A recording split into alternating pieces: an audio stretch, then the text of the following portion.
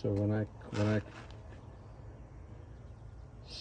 I cut the decking board to the stair string just to match it, I initially, what I did for the very first one is took a measurement of the left stringers and the right stringer, take the measurement, went to a miter saw and cut it, right?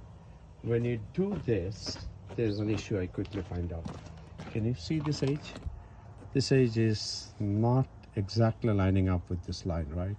So there is that, so it's not perfect this way. At the very end, look into this edge here. It's flush to this side, right? So then what I do is, now I line up the decking board to the stringer, take a mark there. That's what I'm going to do here.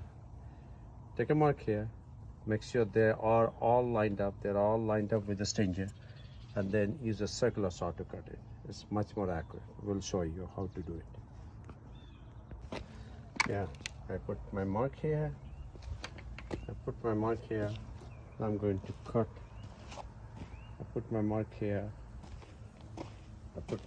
I'm going to cut with circular saw. Now when I cut with circular saw, I will cut it from here all the way up to this, and it's not going to cut all the way to the end, right? It's going to stop right here. So I'm going to take that part, same thing other one, remove this one. Now I already have the line half cut. I'll take this board out and then cut the remaining one. Then I get a nice line.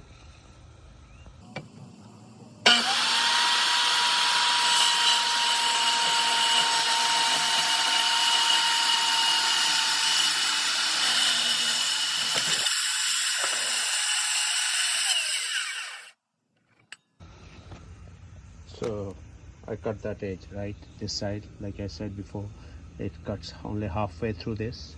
I'm going to take that apart and cut it. Same on this side.